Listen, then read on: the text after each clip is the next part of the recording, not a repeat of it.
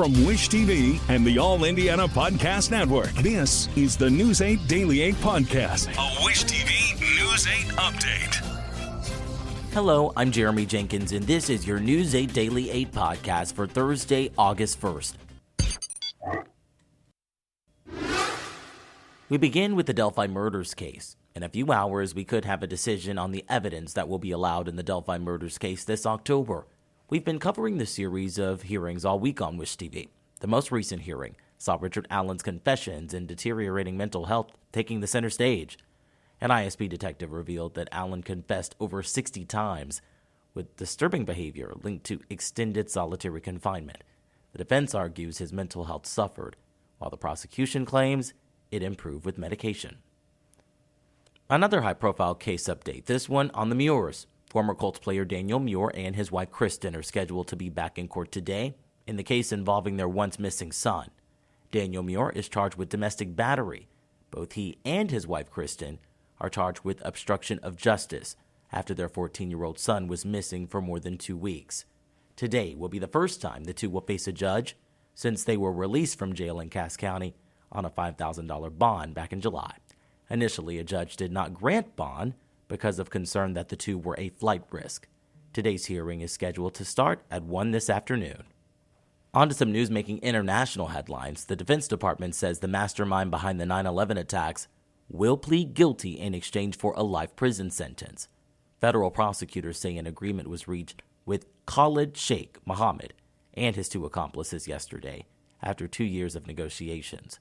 Mohammed has been held at Guantanamo Bay since he was captured back in 2003. The Defense Department says as part of the plea deal, Mohammed and his accomplices will answer written questions from surviving 9/11 victims and their families. Israel now confirms reports that a mid-July airstrike in Gaza killed the military chief of Hamas. Israel says he died in the airstrike that also killed 90 Palestinian civilians. It means both the military and political leaders of Hamas have been killed over the last 2 weeks. The political chief of the group died in Iran in what the country's leaders are calling an airstrike on Tuesday. And a Hezbollah military chief was killed the day before in Lebanon. Experts say the killings could put hopes of a ceasefire in Gaza on hold. This is very dangerous. The wave of war is coming rather than peace coming to the region. Today, Secretary of State Antony Blinken called on everyone involved in the conflict to avoid escalation. Indianapolis is Big Ten country. The conference says both its men's and women's basketball tournaments will be back in Indy next year. In addition, the women's tournament will be back again in 2026, and the men's tournament will be held here again in 2027. It's expected to have a major financial impact on the city. Both with last week's announcement with football championship at Lucas Oil Stadium through 2028 and these basketball championships, through the life of that partnership, we're looking at about $150 million of economic impact for the city. The basketball announcement comes after the Big Ten announced its football championship game would stay in Indianapolis through 2028. When it comes to the weather, Storm Track 8 says we can expect it to be hot and humid with the chance of storms. Meteorologist Tara Hastings has your News 8 Daily 8 forecast. We've got a line of showers and thunderstorms moving across parts of central Indiana right now.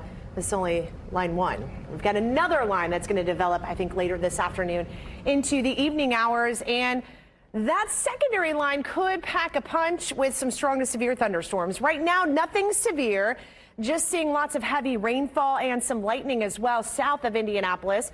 We'll go in a little bit closer here in the Bloomington area, also northwestern sections of Brown County, seeing some heavy rainfall. Johnson County as well, from Franklin to Trafalgar.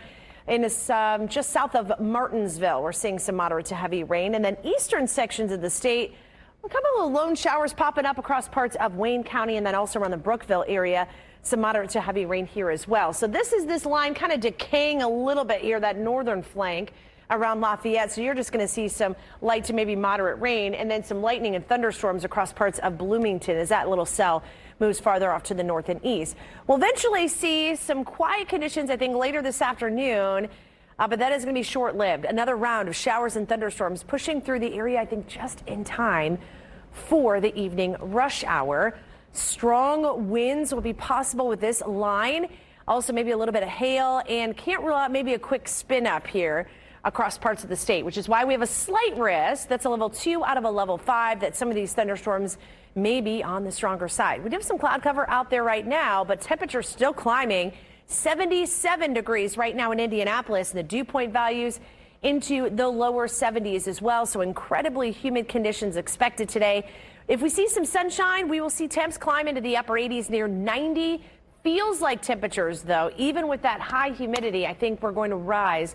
Maybe those feels like temperatures upper 90s near the triple digits. Well, much more on tracking these thunderstorms coming up in just a few minutes. To get a peek at the full forecast, just head over to wishtv.com, or you can download the Wish TV Storm Track 8 app. And don't forget to check out our Storm Track 8 weather blogs. And we wrap things up with a lighthearted story. Today is the last day for our 10th annual Great Paper Push. We've teamed up again with Teachers Treasures to help make sure each and every classroom has the supplies needed for the school year. We are delivering those supplies to Teachers Treasures, but you can still make a financial donation. All you have to do to help out is go to wishtv.com/paper. This has been your News 8 Daily 8 podcast for Thursday, August 1st. I'm Jeremy Jenkins for Wish TV, wishtv.com, or follow us on Facebook for updates. This is the News 8 Daily 8 podcast, a Wish TV News 8 update on demand. For even more, on demand and on the go, connect with Wish TV on Facebook at wishtv.com and on the free Wish TV mobile app. Thank you for listening, and be sure to like, subscribe, and follow this podcast for updates every weekday morning on the All Indiana Podcast Network and wherever you get your podcast.